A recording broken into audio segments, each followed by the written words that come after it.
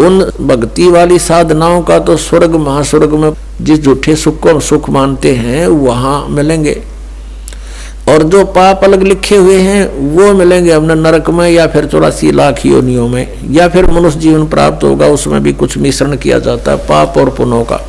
तो कहने का भाव ये है कि जहां हम रह रहे हैं वो, और जिन भगवानों को हम पूज रहे हैं, उनकी पूजाओं से हमारे संचित कर्म नहीं कट सकते। प्रारब्ध का जो कर्म, प्रारब्ध का कर्म वो होता है जो हमारे जीवन में लिख दिया जाता है, जिसको हम भाग्य बोलते हैं, किस्मत, वो दोनों भोगने पड़ेंगे। और कबीर परमेश्वर की शरण में आने के बाद ये परमात्मा कहते हैं, यजुर्वेद अध्याय नंबर 5 के और मंत्र नंबर 32 में कहा है कि उसी कसी कबीर अंगारी असी बम्भारी असी। अग अंगारी माने अग माने पाप, अरि माने शत्रु, पापों का नाशक। वो कबीर है, कबीर देव का, हम उसको कबीर साहब बोलते हैं। बम्भारी माने हमारे कर्मों के बंधन को काटने वाला, बम्बर माने बंधन, और अरि माने शत्रु, बम्भारी। तो बम्भारी जो बंधनों का शत्रु है वो कबीर देव है, कबीर साहब है। और वो रित धामा सवर ज्योति रित धामासी, वो स्वयं प्रकाशित है उसका शरीर परमात्मा का। जैसे सूर्य स्वयं प्रकाशित है, ऐसे ही परमेश्वर का शरीर स्वयं प्रकाशित है, साकार है, मनुष्य सदृश है, नराकार है, मनुष्य तुल्य है वो। और वो सतलोक में रहता है। अपनात्मा परमात्मा ने 600 वर्ष पहले अपनी अमृत वाणी में बोला था, कबीर वाणी में, सच्चिदानंद घन ब्रह्म की वाणी में 600 वर्ष पहले कहा था कि वेद मेरा भेद है, मैं मिलो वेदन में नाही, और जौन वेद से मैं मिलूं वो वेद जानते नहीं। वेद मेरा भेद है, मेरी ही जानकारी, मेरी महिमा का गुणगान वेद कर रहे हैं, लेकिन इन वेदों में वर्णित विधि से मेरी प्राप्ति नहीं हो सकती, क्योंकि इन चारों वेदों में ब्रह्म तक की साधना का उल्लेख लिखा है। और पांचवा जो वेद था सूक्ष्म वेद, जो सच्चिदानंद घन ब्रह्म की वाणी यानी पांचवा वेद था, उसको नाश कर दिया इस काल भगवान ने कि कहीं इन मेरे अंतर्गत जितने प्राणी हैं इनको भगवान का पता ना लग जाए और इस साधना को करके ये मेरे जाल से निकल ना जाए। इस दृष्टिकोण से इस काल भगवान ने वो पांचवा वेद नाश कर दिया। उस पांचवें वेद के नाश की पूर्ति करने के लिए परमेश्वर स्वयं चल कर आते हैं सतलोक से, और फिर वो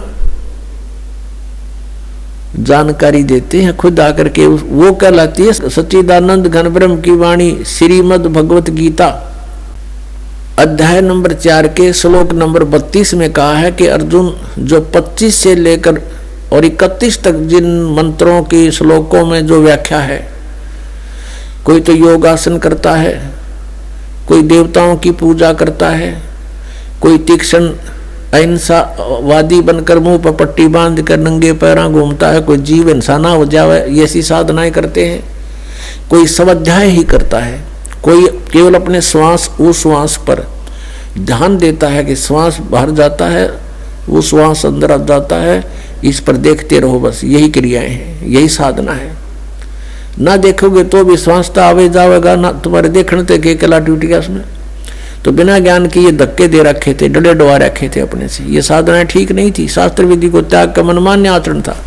तो कहता इन 25 से लेकर 30 तक जो ये श्लोकों में चौथे अध्याय के गीता जी में साधना या साधक अपनी साधना को पापनाशक जानते हैं और इसलिए वो कर रहे हैं। एक दिन उनको ये पता लग जाए गलत है, तुरंत छोड़ देंगे वो। तो फिर कहा गीता जी अध्याय नंबर 4 के श्लोक नंबर 32 में कि वो यथार्थ ज्ञान इन यज्ञों का जो यज्ञ कर रहे हैं ना, परमात्मा पाने के लिए ट्राई कर रहे हैं, यज्ञ माने धार्मिक अनुष्ठान, इन धार्मिक यज्ञों की अनुष्ठानों की जानकारी बहुत विस्तार के साथ लिखी है सच्चिदानंद ब्रह्म की वाणी में। ब्रह्मणे मुखे, यानी उस परमात्मा ने अपने मुख से आकर बोली है उस वाणी में। वो यथार्थ ज्ञान लिखा हुआ है। अपनात्मा वो है सच्चिदानंद घन ब्रह्म की वाणी, कबीर वाणी। और परमात्मा कहते हैं ये चारों वेद मेरी ही महिमा का गुणगान कर रहे हैं, लेकिन मैं इन वेदों में वर्णित विधि से प्राप्त नहीं हो सकता। आपको दिखाते हैं यजुर्वेद, यजुर्वेद अध्याय नंबर 5 का मंत्र नंबर 32 में कबीर अंगारी असी बम्भारी असी। ये देखिएगा, ये है यजुर्वेद और महर्षि दानंद द्वारा इसका अनुवाद है। इसके प्रकाशक कौन है? सार्वदेशिक आर्य प्रतिनिधि सभा 2/5 महर्षि दानंद भवन, रामलीला मैदान, नई दिल्ली से। यजुर्वेद आर्य भाषा भाष्य संपूर्ण 40 अध्याय, महर्षि दानंद सरस्वती कृत। इस दानंद जी ने इसका अनुवाद किया है। ये लेखक नहीं है वेदों का, केवल अनुवाद करता है, जैसे गीता जी के गढ़े अनुवाद करता है। और मुद्रक ये हैं Prince offset printers, 1510 Pataudi house, Daryaganj, नई दिल्ली से। अब इसके 5वें अध्याय के 32वें श्लोक में दिखाते हैं आपको। ये 5वां अध्याय और ये है नीचे 32वां मंत्र 32। यहां देखिएगा, उसी गसी, ये देखो कबीर अंगारी असी, हम इसको कबीर बोल देते हैं बै, अपने लैंग्वेज में हम बै बोलते हैं। कबीर अंगारी असी बम्भारी अविसुर असी। अच्छा, इसका इन्होंने अनुवाद किया है, ये देखेंगे। हे जगदीश्वर, जिस कारण आप, उसी के माने कांतिमान, असी माने हैं, और अंगारी माने खोटे चलन वाले जीवों के शत्रु। ये लिखना था, आप पाप के शत्रु हैं, पाप नाशक हैं। अब ये अनुवाद करता महर्षि दानंद का अपना ज्ञान सिद्धांत था कि भगवान पाप नाश नहीं करता, इसलिए इसने यहाँ बात उलझा दी। और फिर 8वें अध्याय के 13वें श्लोक में 6 बार लिख रखा भगवान पाप का नाश कर देता है, वहां इसकी बसाई नहीं। ये लिखना था, वो अंग माने पाप, अरि माने शत्रु, वो पापों का शत्रु कौन है? कबीर। अब इन्होंने इसको, ये कबीर है, कबीर, हम इसको कबीर बोलने लगे, और इसने ये कर दिया इसका कवि है, और अर्थ कर दिया कांत प्रजय है। अब पहले हम इस, और फिर बम्बारी, ये देखो बम्बारी, बम्ब आरी माने, बम्ब माने बंधन, अरि माने शत्रु, बंधनों के शत्रु, यानी हम उसको बंदी छोड़ कहते हैं, जो बंधन काट दे, बंधन तो छुड़वा दे। हम कबीर जी को, कबीर परमेश्वर को हम बम्भारी यानी हम बंदी छोड़ कहते हैं, और इसको लिखने का फर्क है, या बंदी छोड़ लिख दे, बंधनों का शत्रु लिख दे, एक ही बात है। अब जैसे इन्होंने यहाँ जो गलती की है ना, यह गलत कर दिया। ये अगर या तो फिर कवि ये लिख देते यहाँ पर, वो कवि हैं बस, फिर भी हम मान जाते, न कुछ ठीक करने की चेष्टा की। कबीर का अर्थ कांत प्रजय लिख दिया, ये कोई बात हुई? अब जैसे ये यजुर्वेद है जिसको हम पढ़ रहे हैं, और इसका कहीं पर व्याख्या हो, अब दिखाते हैं आपको। अब जैसे ये इसी यजुर्वेद का अब 36वां अध्याय है, ये देखो, ये 36 अध्याय, 36 अध्याय यानी 36, 36, और इसका ये प्रथम मंत्र है, ये रहा।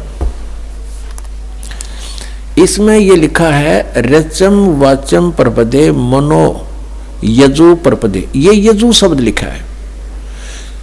अब ये है यजुर्वेद के विषय में, और इसका कोई अर्थ कर दे वो गलत करेगा, इसका यजुर्वेद ही लिखना पड़ेगा। यो जैसा कि इस महर्षि ने ये ठीक किया, यहाँ पर ये है यजु, इसका यहाँ अनुवाद किया है, वहां मूल पाठ था। ये देखो, ये यजु शब्द है, और इसका यजुर्वेद लिखना पड़ा, ये सही अर्थ बना यहाँ पर। यदि इस यजु का अर्थ कर देते यज्ञ स्तुतियों का संग्रह, तो के बेराव का के है संग्रह, यज्ञ स्तुतियां लिख दे इसकी, यज्ञ स्तुति। तो यजु का अर्थ यहां लिखना पड़ेगा कि वह यजुर्वेद के बारे में कहा जा रहा है। तो ठीक जहां इन्होंने कवि कर दिया उसको हमने कबीर देव कर पढ़ना पड़ेगा, कबीर देव लिखना था। देखो हम फिर आते हैं वही 5वें अध्याय के 32वें श्लोक पर। ये 32वां श्लोक यजुर्वेद का। अब यहां इसने जो कवि कर दिया, यहां लिखना था वो कबीर देव है, बस वो कबीर देव लिख देते। हम कबीर देव कहने लगे, देव को परमेश्वर, देव का अर्थ परमेश्वर होता है, तो यहां लिखना था वो कबीर देव हैं। और देखो यहां लिखा है रतधामासी सवर ज्योति, रतधामा इन्होंने खुद लिखा है। रतधामा माने सतधाम युक्त, हम सतधाम कहो सतलोक कहो इसको, ये सतलोक रतधामा नो कारण ये फलाना रतधामा माने सतलोक वाला, सतलोक का निवासी। वो कहते हैं ये फलाने गांव का है, यो फलाना वो गांव का है। तो ये ऐसे है कि वो रतधामा वो सतलोक में रहता है। और सवर ज्योति देखिए अड़ंगा के रखे अनुवाद का, अंतरिक्ष को प्रकाश करने वाला। सवर ज्योति स्वयं प्रकाशित, वो स्वयं प्रकाशित है, परमात्मा है, वो रत सतलोक में रहता है। कबीर उसका नाम है और वो ही अंगारी है, पापों का शत्रु है, बंधनों का शत्रु है, यानी बंदी छोड़ है वो कबीर अंगारी असी। ये कबीर, हम इसको कबीर बोलते हैं कबीर। हम लक्षण भी कबीर लागे, पड्डी की मात्रा भी रख दें। अब परमात्मा ने कहा वेद मेरा भेद है, मैं वेदन में नहीं, और जौन वेद से मैं मिलूं वो वेद जानते नहीं। ये देखिएगा ऋग्वेद भाषा भाष्य द्वितीय भाग, ये कहाँ से प्रकाशित है? प्रकाशक हैं पंडिता राकेश रानी, प्रधान कार्यालय वेद मंदिर महात्मा वेद भिक्षु सेवाश्रम लेखराम नगर अब्राहमपुर मुखमेलपुर दिल्ली दूरभाष इतना है। और नीचे लिखा है दान संस्थान नई दिल्ली का प्रकाशन। और इसका यहाँ अनुवाद करता है ये 9-10 मंडल हैं। ये महात्मा वेद भिक्षु भारतेंद्र नाथ दान संस्थान करोल बाग नई दिल्ली। इसके 10वें सूक्त के 10वें मंडल के और सूक्त नंबर 49 में दिखाते हैं आपको। ये देखिएगा ऋग्वेद मंडल नंबर 10 और सूक्त 49 इसका ये पहला ही मंत्र है। 49 सूक्त का ये पहला मंत्र है। इसमें लिखा है कि मैं स्तुति करने वाले को, यानी पूर्ण परमात्मा अपनी महिमा वेदों में लिख रहे हैं। और इसका अर्थ है कि अहम दा ग्रहणते पूर्वम स्वहम ब्रह्म करणम। अब पूर्ण परमात्मा कहता है ब्रह्म की उत्पत्ति मैंने ही की। अब यहां देखो इनका अनुवाद देखिए, मैं स्तुति करने वाले को सनातन निवास योग्य लोक, सनातन ऐश्वर्य निवास योग्य लोक मोक्ष तथा ज्ञान प्रदान करता हूँ। मोक्ष भी प्रदान करता हूँ और निवास योग्य सनातन लोक, सनातन ऐश्वर्य जहाँ जाने के बाद फिर कभी आपका सुख नाश नहीं होगा, वो प्रदान करता हूँ। अहम ब्रह्म, ये देखो स्पष्ट, ये भी पढ़ना पड़ेगा हमने, नहीं तो ये गड़बड़ कर रहे हैं। अहम ब्रह्म करणवम, मैं वेद को उत्पन्न करता हूँ। ब्रह्म का अर्थ वेद कर दिया इन्होंने, तरह गजब भाई। मैं ब्रह्म को उत्पन्न करता हूँ। पूर्ण परमात्मा कबीर देव जी सतपुरुष ने ब्रह्म की उत्पत्ति की थी। फिर मूल संस्कृत पढ़ो, अहम माने मैं, ब्रह्म माने ब्रह्म को, करणव उत्पन्न करता हूँ, मैं ब्रह्म को उत्पन्न करता हूँ। ठीक है, इन्होंने जहाँ थोड़ी बहुत गलती करी है अनुवाद में उसको हम शुद्ध कर लेंगे अपने ज्ञान से। और यह वेद मेरी ही महिमा की वृद्धि करता है। ये वेद मेरी ही महिमा करता है, चारों वेद मेरी ही महिमा गा रहे हैं। यज्ञ दान सत्संग करने वाले को सन्मार्ग में आदेश करने वाला मैं ही हूँ। करे करावे साईं मन में लहर उठा और दादू शरदर जीव के आप बगल हो जा। कहता सब ये दान पुण्य सत्संग पुण्यात्मा जो मेरे से जुड़ गए हैं उनको मैं ही लाता हूँ। यहाँ पर मैं ही सन्मार्ग का आदेश करने वाला मैं ही हूँ।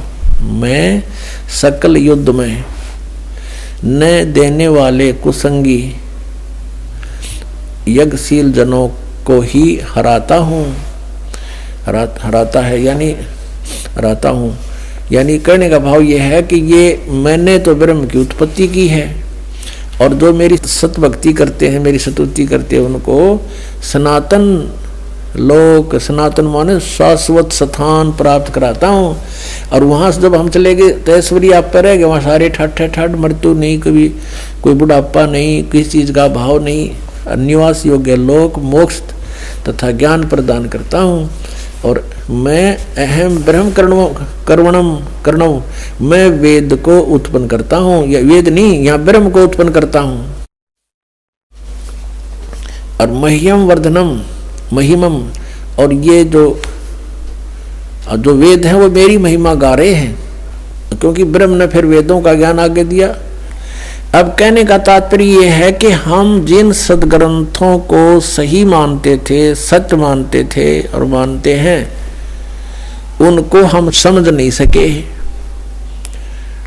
जब पूर्ण परमात्मा कबीर जी ने, उस दानक कबीर ने, जुलाहे कबीर ने, काशी में आए हुए भगवान परम अक्षर ब्रह्म ने अपनी प्यारी आत्मा धर्मदास जी को अपना सतलोक दिखा लिया, सचखंड दिखाया, वहाँ सब सतिथि से परिचित करवाया, तब वो वापस आया, उसके शरीर में वापस प्रवेश कर दिया आत्मा को। तब उसने जागृत होकर के कहा कि हे परमात्मा, हम तो इन श्री राम, श्री कृष्ण, ब्रह्मा, विष्णु, महेश जी को ही सुप्रीम पावर मानते थे। हे मालिक, फिर ये तो वेद और जितने भी पुराण हैं ये सब झूठी हैं। इनमें इनके बारे में बताया गया जरो अमर है, सर्वशक्तिमान है, सर्वेश्वर है। परमेश्वर ने कहा वेद कतेब झूठे नहीं भाई, और झूठे हैं जो समझे ना ही। झूठे तो वो हैं जो इनको समझ नहीं सके। वेद पढ़ने पर भेद न जाने, बाँचे पुराण 18, और फिर भी वेद पढ़े और उसका समझ नहीं सकते, इस करके अज्ञान साधनाएं शुरू करवा रखी हैं। और जड़ को अंधा पत्ते खुआवे, भूल गया सृजनहारा। भगवान पर तुलसी के पत्ते चढ़ावे, फल फूल चढ़ावे मूर्ति के ऊपर, कहते सृजनहार को भूल गए तुम। तो इन वेदों में परमेश्वर की महिमा है।